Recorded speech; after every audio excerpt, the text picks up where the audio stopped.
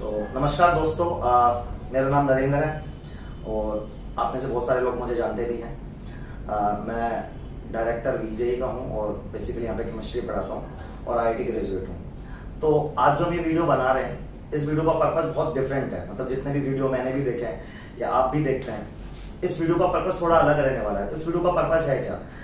इस वीडियो में ना तो मैं आपको ये समझाना चाहता हूँ कि आईआईटी या नीट में नंबर ज़्यादा कैसे आएंगे, ना मैं ये समझाना चाहता हूँ कि आप कैसे मोटिवेट एक पॉइंट पे होंगे। अल्टीमेटली इस वीडियो का मतलब है कि आपकी जो जर्नी है ना T=0 से जो स्टार्ट होती है और एंड तक जब आप सक्सेस आती है आपके हाथ में, तब तक क्या अप एंड डाउन्स आपने देखे हैं, है ना। तो उसको हम डिस्कशन करना चाहते हैं। एज ए एस्पिरेंट, मैं भी आईआईटी जेईई का एस्पिरेंट रहा हूँ, तो मैंने भी प्रिपरेशन करी है। तो आज मैं एज ए स्टूडेंट ही आप लोगों से बात करना चाहता हूँ, ठीक है। और मेरे साथ मेरा स्टूडेंट भी कनेक्ट है, राघव। हेलो राघव। तो राघव एक बार अपना इंट्रोडक्शन दे दो, फिर हम डिस्कशन स्टार्ट करते हैं। Hi guys, my self Raghav and मैं इस साल यहाँ पे जेईई से पढ़ रहा था एंड इस बार मेरा नीट का सिलेक्शन हो गया है। लास्ट टाइम मैंने लिए हैंड ड्रॉप ऐसे जर्नी में अपने 12th के बाद जब शुरू किया था मैंने देना नीट, जब सोचा था मैंने 12th में कि नीट दे देना चाहिए क्योंकि बच्चों को रहता है बोर्ड निकालें या नीट निकालें। आई वाज लाइक बोर्ड भी दे देना चाहिए बट नीट ज़्यादा ज़रूरी है।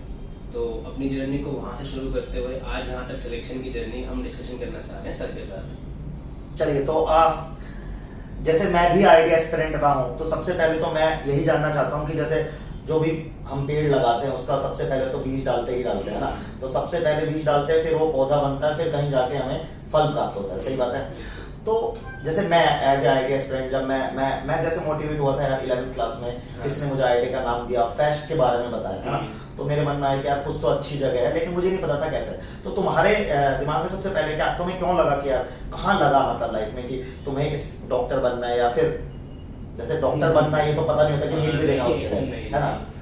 तो ये था 3rd स्टैंडर्ड में था मैं जब सीसीए में अपने स्कूल में, तो वहाँ पे साइंस के बारे में थोड़ा सा इंटरेस्ट जगा मेरा, धीरे धीरे नॉलेज गेन करी, टीचर्स ने हेल्प किया, गाइड किया इस चीज़ के प्रति। थोड़ा सा लगा कि हाँ ये जगह अच्छी जा रही है, साइंस की फील्ड जो है बड़ी इंटरेस्टिंग है, बड़ी नई है मेरे लिए। मैथ्स वगैरह मेरा वैसे ही थोड़ा कमज़ोर था, तो मेरा और डाइवर्ट हो गया मन की साइंस पढ़नी है मेरे को। पर 8th 9th तक आते आते मन में ये भी था कि और भी कुछ कर सकते हैं, सोचना है तो सोच सकते हैं, डॉक्टर ही बनना के लिए चीज़ थोड़ी हो जाती है। सही बात है। नई चीज़ें ट्राई करने की तरफ गया, पर आखिर में मन पे यही आया कि नहीं, डॉक्टर ही जो है बड़ा फैसिनेटिंग लगा। सबसे ज़्यादा नाम जो फैसिनेटिंग लगता था वो एम्स का ही था। स्कूल लेके गया था कैंपस में एक बार दिखाने के लिए, तो वहाँ देख के लगा कि जो उनकी वैल्यू है, जो डॉक्टर्स की रिस्पेक्ट है, कि हर आदमी उन 50 स्टूडेंट्स की तरह बनना चाहता है जो वहाँ एम्स दिल्ली में थे। उनसे इंट्रोडक्शन हुआ, उनसे जब बात हुई फॉर द फर्स्ट टाइम, तब लगा कि सही में दे हैव अचीव समथिंग जो नहीं नॉर्मल पीपल कर पाते, इन जनरल भी नहीं कर पाते। बिल्कुल, क्योंकि अच्छा कोई ऐसा है, कोई डॉक्टर हो या कोई जिसने तुम इंस्पायर हो देख के कि यार कि ये जी का नाम लेना चाहोगे, चलिए हाँ ये देख के तो मुझे लगा कि यार मेरे को भी यार, जैसे मैं गाड़ियाँ देख के कभी कभी मुझे तो ऐसे पास कौन सी गाड़ी है ना, तो ये गाड़ी कैसे आई, तो ऐसा तुम्हें कभी लगा कि हाँ यार। जब मैंने जर्नी स्टार्ट की थी 10th 11th में, आर.एन. राज सिंह वगैरह बहुत फेमस थे, जो पुराने बच्चे वो जानते होंगे। आर.एन. राज सिंह एम्स दिल्ली में हैं, अब तो पास आउट हो गए सर। वो थे, उनकी वीडियोस चालू हुई थी आनी, और उस वक्त लगता था जब वो व्लॉग्स बनाते थे, अपने नए नए व्लॉग्स थे उनके वहाँ के एम्स दिल्ली के, तो वो दिखाते थे अपना रूम, अपना लाइफस्टाइल दिखाते थे, तो लगता था कितना इतना अजीब अलग है उनकी, कितनी अजीब लाइफस्टाइल है, कितनी अलग है हम सबसे, हम नॉर्मल रेगुलर स्कूल लाइफ से। और उनकी हॉस्टल लाइफ है, उनकी खुद का कैंपस है, they have to go in AIIMS Delhi, उनका नाम है, हर जगह आर.एन. राज सिंह होता था, तो लगता था कि वहाँ डॉक्टर लगा जाना। हाँ, सेटोस्कोप लगा के दिखाते थे। फर्स्ट फोटो उन्होंने अपने अपलोड की थी with stethoscope and the white coat ceremony वगैरह, बहुत फैसिनेटिंग, बहुत इंट्रिगिंग लगता था कि वहाँ जाना है, वहाँ करना है, वो जगह चाहिए। क्या जैसे मैं भी ना, जैसे क्लास में पढ़ाता हूँ या जब भी मिलता हूँ, तो मैं हर बच्चे को बोलता हूँ कि एक आईआईटी की तैयारी या नीट की तैयारी में, मतलब तैयारी तो ही है, प्रेशर तो ही, लेकिन ये बहुत अलग सा एहसास है। मतलब कुछ अचीव करने का एक रहता है, मतलब तुम्हारे चारों तरफ चाहे कितने भी लोग हो, या तुम्हें मोटिवेट भी कर रहे हो, डीमोटिवेट भी कर रहे हो, लेकिन अपने अंदर एक रहता है ना कि यार मुझे ये अचीव करना है। तो ये मैं मानता हूँ कि बहुत अलग सा एहसास है। मतलब जिस दिन तुम्हारा भी सिलेक्शन हुआ था या मेरा भी सिलेक्शन हुआ था, तो अपने अंदर जो एक खुशी है अचीव करने की, वो एक अलग लेवल पे है। तो थोड़ा सा मैं जानना चाहता हूँ कि कई बार अपन सक्सेस मिलती भी नहीं है, जैसे फॉर एग्जाम्पल जब तुम्हें मान लो पहली बार सक्सेस नहीं मिली, तो क्या था तुम्हारे चारों तरफ, क्या तुम्हारे दिमाग में चल रहा था, और फिर तुमने क्या सोचा और फिर से बोला कि नहीं यार मैं फिर से पढ़ लेता हूँ, वही केमिस्ट्री वापस एटॉमिक स्ट्रक्चर पढ़ना है, वही फिजिक्स इलेक्ट्रोस्टैट पढ़ना है, वही बायो में फिर से किंगडम विंगडम पढ़ने, मतलब तो एक बहुत बड़ा डिसीजन होता है ना। ऐसा लगा यार ठीक है यार, है ना।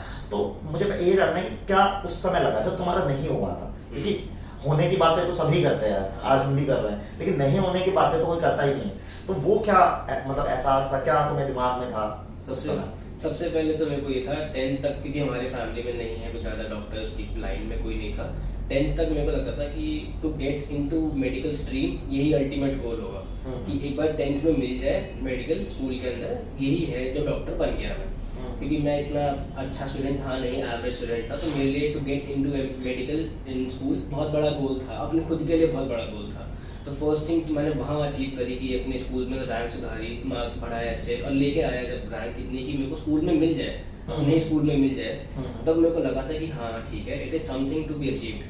कि जो फीलिंग प्राउडनेस की थी मेरे लिए, जो मेरे को अच्छा लगा देख के कि मैं अपने लिए कुछ कर पाया पहली बार, अपने गोल्स की तरफ काम कर पाया, वो मेरे को बहुत ज़्यादा इंट्रिगिंग लगा, बहुत ज़्यादा इंटरेस्टिंग लगा अपने लिए। पर जब 12th आते आते सबके दिमाग में यही हो गया था कि बोर्ड्स निकालने हैं और बोर्ड्स में लगाओ, ध्यान बस रहो। हाँ, असली प्रेशर जब फील हुआ, बिल्कुल सही है, क्योंकि 10th के बोर्ड्स में इतना कुछ था नहीं, इतना क्योंकि हमें स्कूल से यही सिखाया जाता है कि 12th में यदि परसेंटेज अच्छी नहीं आई तो शायद फिर सब परिवार वाले, इवन मेरे पापा का बिजनेस है तो everyone wanted me to go with like commerce की तरफ जा, थोड़ा कॉमर्स की तरफ रहे, ज्यादा सेट हो जाओ। हाँ, तो परसेंटेज बना, मत दिमाग लगाओ अपना इतना मेडिकल के अंदर। इवन घर वाले आज भी कहते थे अभी रिसेंट तक भी कि नहीं है वो बात तेरे अंदर डॉक्टर बनने वाली, तो वो सुन के भी लगता था कि शायद नहीं होगी।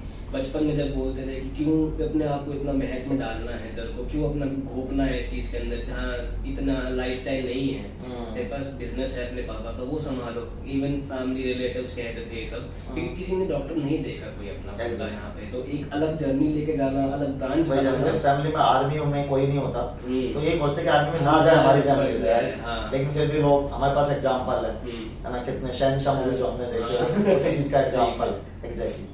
पर हाँ, पेरेंट्स का सपोर्ट रहा हर जर्नी पे। उन्होंने कहा था कि जो तेरे को सही लगता है वो कर, सपोर्ट ही था उनका, पर उनका ये भी था कि अपने आप को सोच समझ के डिसीजन लेना चाहिए। ऐसा नहीं कि दुनिया ने कह दिया तो नहीं करना, या इसलिए भी नहीं कि तुम्हें ये अच्छा लग रहा है तो सोचो, कर सकते हो तो जरूर करो, ये जरूर रहा कहा था उन्होंने।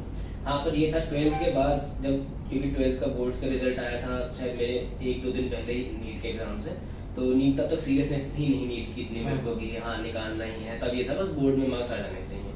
बोर्ड का रिजल्ट अच्छा आ गया था तो बिल्कुल एकदम खुश हो कि ठीक है, सब कुछ सेट है, अब तो आगे नीट का पेपर देकर आए। जब देकर आया तब समझ में आया कि अच्छा कुछ भी नहीं अचीव हुआ लाइफ में कुछ भी अचीव नहीं हुआ। 12th में मार्क्स सबके थे, इवन लाइक पेरेंट्स ही कहते कि 91% आए, ठीक है अच्छी बात है परसेंटेज, बट बहुत बच्चों के हैं। पर तुम्हारी गली में 2 लोगों के 91 4 थे, हमारी गली में 2 थे। मेरे खानदान में इतने बच्चों के 91 निकल के आए थे, नॉन मेड में इतने आ रहे थे, और सब कहते कि हाँ 91 अच्छी बात है, बहुत अच्छी बात है, बट आगे क्या करोगे।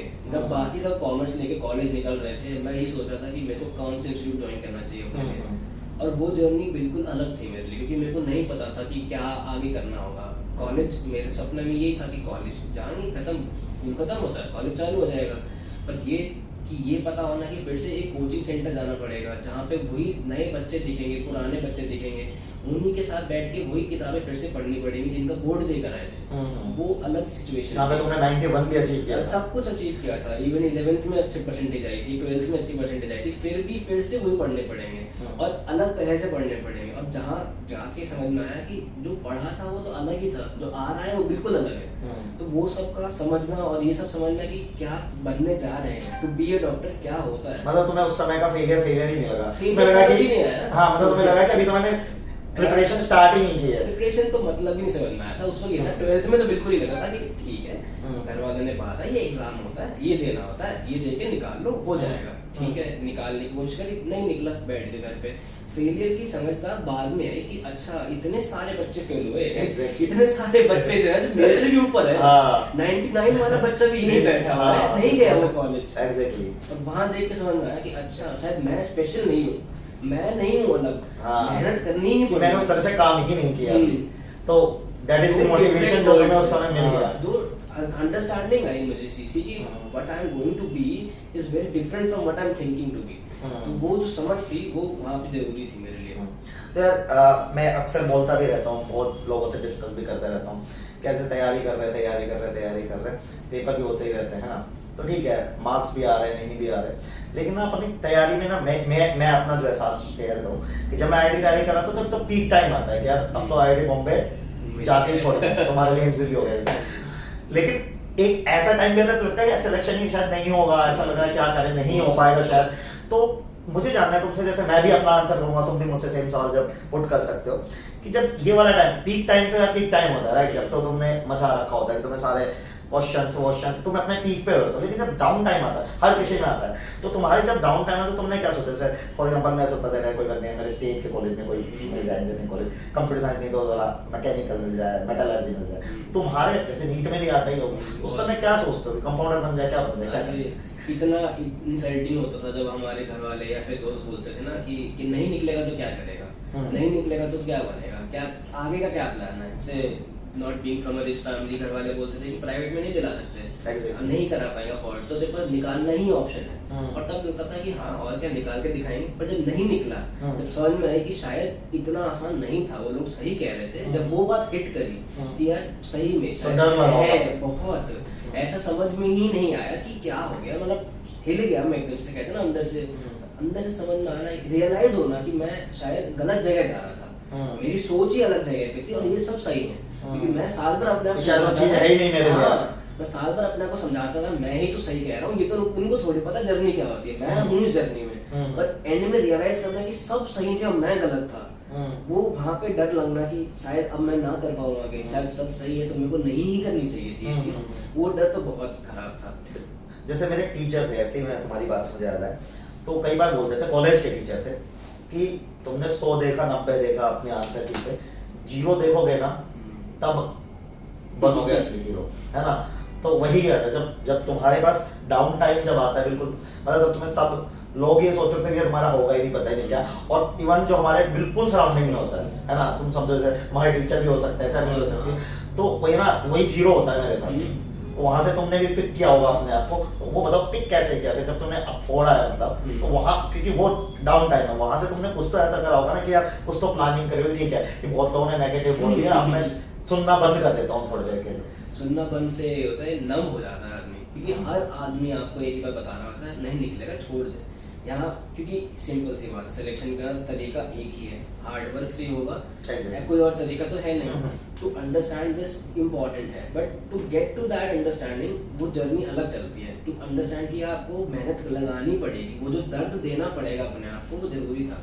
मेरे को मिलता था वो मोटिवेशन जो आप पूछ रहे हो टीचर्स वगैरह से, जैसे मैं देखा था ना कि अलग बच्चों को अलग तरह से ट्रीट करते हैं, जो अच्छे मार्क्स ला रहे हैं उनके सवाल उनको जाके पूछते हैं, कोई डाउट है तुम्हें कुछ पूछना, और मैं ऐसे रह जाता था क्लास में कि मेरे को भी तो पूछो, मेरे को क्यों नहीं पूछ रहा कोई, मेरे को वो डर बुरा लगता था इस चीज़ का कि मेरी इंपॉर्टेंस उन बच्चों के सामने नहीं जिन्होंने मेरे से कम स्कोर किया था। उनके ARA हैं अच्छे नंबर यहाँ पर, उनकी परसेंटेज तो मेरे से कम थी, 81 वाला बच्चे को 91 वाले के नीचे रख के आप लोग ऐसे करते थे, जैसे घर वाले कहते थे 81 के वाला आया तो बेकार है, 91 आया तो बहुत अच्छा है। तो वहाँ उन्होंने मेरे को चढ़ाया था, घर वालों ने बता के रिलेटिव्स ने बताया, जब वो नीचे गिरा मैं सच्चाई के सामने कि मेरी इज्जत मेरे स्कोर से होगी, वो मेरे को खराब लगी बात कि अच्छा मेरे को बनना ही पड़ेगा बेहतर, अभी शायद पूछेंगे मेरे को, तभी मेरी इज्जत करेंगे। आंसर नहीं दूंगा क्लास में तो टीचर अगली बार नहीं पूछेगा मेरे से, मेरी प्रेजेंस नहीं होगी क्लास के अंदर, मैं कुछ बन नहीं सकता। और वो बात डराती भी थी मेरे को कि मैं अकेला नहीं बनना चाहता, ऐसे कि हाँ ये तो रहे इसका तो नहीं होगा, ऐसा वाला बच्चा नहीं बनना चाहता। तो चलो वो भी बढ़िया रहा, वो तुम्हें मिला जिससे तुम पढ़ते भी गए। बहुत मिला, बहुत, हर टीचर ऑलमोस्ट मेरे को यही लगता था कि मेरे को ऐसे उसको देख के मेरे को ऐसे टीचर मेरे को देख के यही सोच रहा है ना नहीं इसका नहीं होगा, ये ऐसा वो बच्चा है कि पढ़ रहा है कर सकता है पर लगता नहीं हो पाएगा, अंदर उसको नहीं विश्वास है मेरे पे। सही बात है। और वो बुरा लगता था कि मेरे पे क्यों नहीं कर रहा कोई विश्वास, मेरे में बट यार बुरा लगना सही भी है मेरे हिसाब से, तो मैं ऐसा मानता हूँ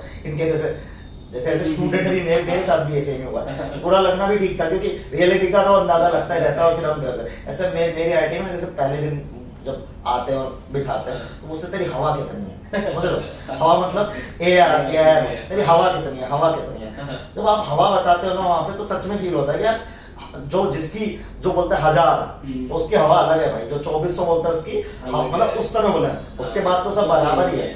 उस समय बुरा ही लगता है, लेकिन ठीक है अचीवमेंट तुम्हारे पास भी होता ही है।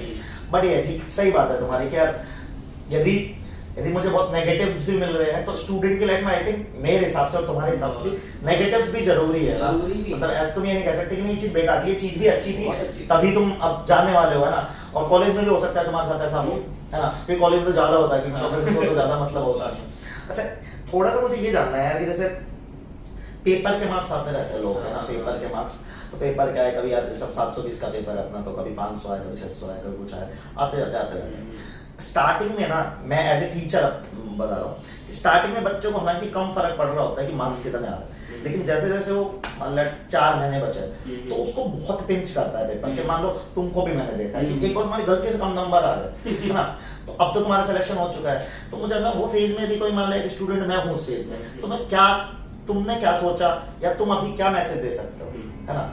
मैसेज तो यही है कि ना होता क्या है, जब स्टार्टिंग में पेपर आते हैं ना तो वक्त दिखता है हाथ में अपने, हमें लगता है कि वक्त है मेरे पास, मैं निकाल ले जाऊंगा आराम से, अभी तो वक्त बचा हुआ है। पर हम ये नहीं समझते कि जो वक्त आ रहा है ना वो वापस नहीं आएगा, जो जा रहा है वो वापस नहीं आएगा।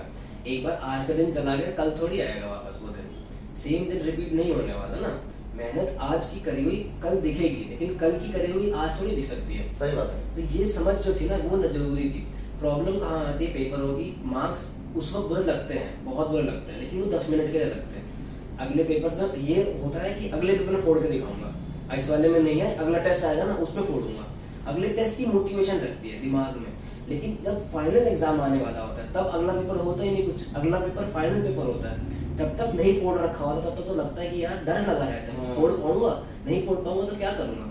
और मार्क्स की तो कभी इतनी खलकती थी, इतनी ज्यादा खलकती थी, आज अब सबको खलकती है, सबको बुरा लगता है। मुझे भी लगता है, हर एक बच्चे को बुरा लगता है कि उसका नंबर कम आए, पर होता क्या है उसको आप कैसे देखते हो। बुरे लगने की बात आप दिल पे लगाते हो या दिमाग में लगाते हो, यही मैं कह रहा हूँ। दिल पे लगा के बैठे रहोगे, रो सकते हो दिल पे लगा के, लेकिन बढ़ नहीं सकते आगे। दिमाग पे लगा के कि दिमाग में रख लिया कि नंबर कम आए थे, अगली बार नहीं आने चाहिए, वो अगर आपके अंदर है जो कि डिफरेंशिएट करेगा ही। इमोशन तो मैं तभी तो 20 लाख में से 22 लाख में से कम लोग जा रहे हैं, निकल रहे हैं। और क्या, और समझना कोचिंग तो आजकल हर कोई कर रहा है, कोई चमत्कार तो है नहीं, मतलब हर जगह ऑनलाइन भी ऑफलाइन भी हर चीज की कोचिंग है हर जगह कोचिंग है। और ये जो अंतर था ना मेरे को सबसे पहले दिखा था जब मेरा खुद का AIITS कह रहा हूँ, आकाश वगैरह में जब आकाश के पेपर देता था ना बैठ के घर पे, तो वहाँ पे ऑल इंडिया रैंक आती थी। मैं 12th का बच्चा, मैं बहुत पढ़ाई करी 12th में, बहुत अच्छे अच्छे नंबर लेके आया। जब 12th के पेपर आए मेरे हाथ में, मेरी रैंक्स आ रही हैं कुछ 15,000 बच्चों में, 14,000, 17,000 बच्चों में, ऐसे 15,000 ऐसी जब रैंक्स आ रही थी, तब मेरे को समझ में आया कि शायद नहीं है मेरे में वो बात। लाइक ये जो सडन गैप दिखा मेरे को अपने अंदर कि मेरे स्कूल में अब जो 12th के थे और जो यहाँ आ रहे हैं बहुत अलग था। मैं जो बच्चा 12th में था, मैं 6 घंटे पढ़ता था 12th के अंदर भी, मैं 6 घंटे यहाँ भी पढ़ता था, लेकिन यहाँ की पढ़ाई और वहाँ की पढ़ाई अंतर थी। बोर्ड की पढ़ाई और नीट की पढ़ाई में तो खूब अंतर है। लेकिन बच्चे बोल देते हैं कि बोर्ड्स के लिए पढ़ाई कर ली तो नीट का भी हो जाएगा, लेकिन स्कोर नहीं आता। और वो डर बैठ गया था मेरे दिमाग में बुरी तरह से कि भाई नहीं आए तो घर वाले डांटेंगे, रिश्तेदार बोलेंगे और बेइज्जती होगी। सबसे बड़ा डर तो वही लगा रहता है, सबसे ज्यादा हर दिन का डर था कि पापा आज मार्क्स पूछेंगे, आज छुपा लेता हूँ किसी तरह से, आज भगवान बचा ले बस। उसी चक्कर में बच्चे नकल भी करते हैं, कोचिंग से एग्जाम में, स्कूल के में। मैं बोलता हूँ यदि ये थोड़ा ये होता ना, इसलिए बोलते हैं कि प्रिपरेशन ना खुद का एहसास होना, खुद के अंदर है प्रिपरेशन, यदि वो तुम्हारे अंदर फील है ना, तो मेरे को लगता है फिर तो यार तुम कर जाओगे। मतलब चाहे तुम एक बार फेल हो गए, मेरा ऐसा मानना है, पर वो अंदर खुद के होना चाहिए, तुम्हें लगना चाहिए कि तुम बनने वाले हो। और तुम्हें लगेगा कि तुम सराउंडिंग से आदमी जब तक ही रहता है ना, जब तक सराउंडिंग उसको अफेक्ट करता है। बोलते हैं ना किसी को इतना भी मत डराओ कि फिर डर ही खत्म हो जाए। तो या तो अपना ऐसा बना लो अपने आप को कि यार मुझे जाना ही है, वो बच्चा करता है। लेकिन ये छोटी चीजें, नकल करना हो गया, वो चीजें मैं चाहता हूँ कि स्टूडेंट्स अवॉइड ही करें अपने प्रिपरेशन। डर जो है ना वो हर इंसान में है, हर चीज में डर है, सबको लगता है, हर चीज से लगता है। पर डर को फेस कैसे करना है? आज डर के बैठ जाओगे तो नीट में तो नहीं डर सकते, नीट में चीटिंग करने का तो मौका मिलेगा नहीं। यहाँ कर ली और आदत लग गई चीटिंग करने की, वहाँ पे तलब मचती रहेगी देखने की। यहाँ पे अगर फोन से देखने की आदत है तो वहाँ भी आदत रहेगी, पर वहाँ देख नहीं पाओगे, बुरा लगता रहेगा कि यार जब समझ में आएगा ना कि क्या कर रहे थे और क्या हो गया तुम्हारे साथ, तो वहाँ बुरा लगेगा। ईमानदारी कम स्कोर में तुम खुद से रियलाइज कर सकते हो तुम एग्जैक्टली हो कहाँ। ये तो मैं कह रहा हूँ इंडिया के हर बच्चे के लिए वैलिड पॉइंट है। यदि नीट की तैयारी कर रहा है ना, खुद से जितना ईमानदार, जिस भी कोचिंग में पढ़ रहा है वो, क्योंकि हर जगह बच्चे नकल करने की ही कोशिश करते हैं। मैं आपको बता सकता हूँ इतने भर के एग्जांपल है मेरे पास अपनी लाइफ में, अपने दोस्तों के अराउंड, जो बच्चे जिनका सोच नहीं सकता कोई सिलेक्शन होगा, ऐसे ऐसे बच्चे जिनके 100 नंबर भी आए हैं, एंड तक भी आए हैं 100 नंबर निकाल के ले गए हैं नीट। क्यों? क्योंकि उनको समझ में ये आया था कि मेरे को एक चीज क्लियर हुई उन बच्चों को देख के कि सिलेक्शन जरूरी नहीं है सब कुछ करके हो जाए, सब कुछ पढ़ाई करने से सिलेक्शन क्लियर नहीं होगा, सब कुछ समझने से क्लियर होगा। तुम्हारे को जितना आता है तुम उसको अगर परफेक्टली कर रहे हो वो तुम्हारे लिए जरूरी है। और वो समझ उनको देख कर ही आएगी। उनके बच्चों के नंबर इतने खराब भी रहे हैं, इवन डबल डिजिट नंबर रहे हैं जिनमें डबल डिजिट रैंक आई वहाँ पे जाके, इतना अंतर। मोबाइल नंबर जितनी रैंक से सर पूछो ही भाई, उनके मार्क्स आते थे बायो में मिला के कुछ 100 नंबर मुश्किल से पहुंचते थे, और उनकी रैंक आई है वहाँ पे जाके 15,000 1500 ये वगैरह आई है उस जमाने में। नहीं मैं 2018 वगैरह की बता रहा था, मैंने सोचा था कि 12th में दूंगा 11th में, तब मैं देखता था उन बच्चों के कुछ भी नहीं थे और हम हंसते थे उनके ऊपर कि यार तुम्हारा तो नहीं होगा भैया, आप तो रह दो, आप छोड़ दो। और वो ऐसे बोलते थे, बाद में देखते हैं किसके पोस्टर लगेंगे और फिर हम जब देखे कि उनके ही पोस्टर लगे हैं, उनके और कोचिंग नहीं लगे, कोचिंग में सब दोस्त उनके रहे, सब दोस्त का सिलेक्शन हुआ, पर बड़ा वाला पोस्टर, बड़ी वाली फोटो जो थी उन्हीं की लगी, उन भैया की लगी। तो वो देख के लगा कि ऐसा है, कोई फर्क नहीं पड़ता। पोस्टर तो हमने भी तुम्हारे लगा दिया है। अच्छा, तो थोड़ा सा सम अप करने की कोशिश करते हैं अपन अब इस डिस्कशन को। तो हमने काफी डिस्कस किया, शायद फ्रूटफुल भी रहेगा बाकी लोगों के लिए। मैं भी बातें देखूंगा तो मुझे भी रियलाइज होगा कि शायद फ्रूटफुल था। एक थोड़ा मैसेज अब तुम क्या देना चाहते हो, तुम्हारा ही कॉल है, लेट्स से 2 या 3 मिनट, वो मैसेज ना बहुत क्लियर होना चाहिए जो तुम अब बताने वाले हो। तुम्हें बताना प्रिपरेशन का क्या सराउंडिंग किस तरह से अफेक्ट और किस तरह से फाइनल रिजल्ट आता है, कैसे एक बच्चा हर चीज को साइड में रखता हुआ फिर भी निकाल दे, जैसे तुम्हारा एग्जांपल दे रही है। तो वो तुम्हें एक मैसेज हमारे बच्चों को या जो भी ये वीडियो देखे उसको मैं देना चाहता हूँ, वो तुम एक बार मैसेज सबको बस यही रहेगा, देखो डिस्ट्रैक्शन सबके हाथ में, सबके पास सब कुछ डिस्ट्रैक्शन है, फोन, मोबाइल, ठीक है, तुम्हारे दोस्त, तुम्हारे जितने भी सराउंडिंग में रिलेटिव रहते होंगे, आसपास खेलने वाले बच्चे, सबका तुमको देख लगता है यार ये क्यों खुश है, मैं क्यों नहीं हूँ। पता है दिक्कत कहाँ आएगी? दिक्कत आएगी जब तुम अपने आप को देखोगे तुम कहाँ हो और कहाँ जाना चाहते हो। तुम जब वो रियलाइज करोगे ना इस दर्द को कि तुम जहाँ हो और जहाँ जाना है उसका गैप बहुत बड़ा है, जब तुम वो रियलाइज कर लोगे तब तुम्हें लगेगा कि यार कवर होगा या नहीं होगा, और हो जाएगा कवर। देखो सब कवर कर सकते हो अगर तुम इच्छा करते हो, तुम चाहते हो दिल से कवर करना तो तुम कर ही दोगे कवर। प्रॉब्लम कहाँ आती है? पेपर हम सब देते हैं, एनालाइज कोई नहीं करता। जो एनालाइज करता है अपनी गलतियों को, एक बार गलती हो गई अगले पेपर में वो सेम गलती नहीं होनी चाहिए, बस इतना ध्यान रखो। आज मेरी एक गलती हुई किसी सब्जेक्ट में, किसी टॉपिक पे, मेरी वो गलती अगले पेपर में ना हो, ये अगर मैं प्रैक्टिस कर रहा हूँ, ये अगर मैं रियलाइज कर रहा हूँ खुद से कि ये गलती मैं रिपीट नहीं करने वाला, कभी भी तुम्हारे पास नई गलती नहीं मिलेगी, ये अगर तुम अश्योर करते हो तो तुम्हारा सिलेक्शन में कोई नहीं रोकने वाला, तुम्हारा सिलेक्शन में कोई अड़चन नहीं आएगी, क्योंकि तुम हर बार नई गलती करके नई चीज़ सीख रहे हो। एक पॉइंट आएगा तुम्हारी कोई गलती ही नहीं होगी, हर चीज़ तुम बार बार प्रैक्टिस कर रहे हो, लेकिन तुम्हें आता नहीं है वो चीज़, एक पॉइंट छोड़ देते हो हर बार। कोई टॉपिक छोड़ दिया चैप्टर का, तुम्हें खुद से कभी श्योरिटी नहीं है कि वो चैप्टर तुम्हें आता है या नहीं आता, वो चीज़ मत करो। तुम 10 चैप्टर की बजाय 8 करो, लेकिन 8 को परफेक्टली करो। कोई टॉपिक उससे तुमसे कोई पूछ ले, तुम्हें आना चाहिए, वो मेक श्योर अगर तुम कर सकते हो तो तुम्हें चिंता ये करने की जरूरत नहीं कि वहाँ पे 45 सवाल में से मैं कितने निकालूंगा, तो अपने आप ही हो जाएगा, अपने आप ही हो जाएगा। तुम 42 निकालो, 40 निकालो, 37 निकालो, लेकिन जितने अटेम्प्ट करो, एक भी अटेम्प्ट करो पर सही अटेम्प्ट करके आओ, वहाँ पे वो जरूरी है। पर वो सही होगा कैसे? वो जरूरी सही होगा तभी जब तुम ध्यान रखो कि जो गलती आज हुई वो कल नहीं होनी चाहिए, कल हुई वो परसों नहीं होनी चाहिए। हर पेपर में नई गलती हो और एक दिन अपने आप आ जाएगा कोई गलती ही नहीं होगी तुम्हारी, और उस समय राघव की तरह आपका सिलेक्शन भी हो जाएगा। तो आई थिंक अपना ये सम अप ही है। तो ये वीडियो जो आप देख रहे हैं ना सब लोग, हम इसको YouTube या कहीं पे भी डालेंगे, और आप उससे आप चाहते हैं कोई आपकी प्रॉब्लम जो आप बताना चाहते हैं हमें, तो आप कमेंट करेंगे तो हम नए वीडियोस बनाएंगे। आप अपना रियलिस्टिक प्रॉब्लम, जैसे कि आपको पढ़ते पढ़ते यहाँ दिक्कत आ रही है इन फ्यूचर में, है ना, तो आप वीजे के पेज पे जाके, वीजे के फेसबुक पेज पे जाके, इंस्टाग्राम पे जाके, या मुझे डायरेक्टली, हम उससे रिलेटेड भी वीडियो हमारे स्टूडेंट के साथ बनाएंगे। सभी ने अगला वीडियो हो सकता है आपने कमेंट किया कुछ और आपने प्रॉब्लम बताई, लेट्स से आप आए स्टूडेंट है, आप कहीं पे भी हो इंडिया में ना, हम और राघव फिर उस पर बैठेंगे, उस पर डिस्कशन करेंगे, क्योंकि हम बहुत एस्पिरेंट रहे हैं, है ना। वो उसने अभी निकाला है, मैंने 2014 में 2010 में निकाला था, ठीक है। तो ऐसी वीडियो के साथ हम मिलते रहेंगे आपसे। बाकी राघव बहुत बहुत थैंक यू एक्सपीरियंस शेयर करने के लिए। फिर मिलते हैं, चलिए, धन्यवाद।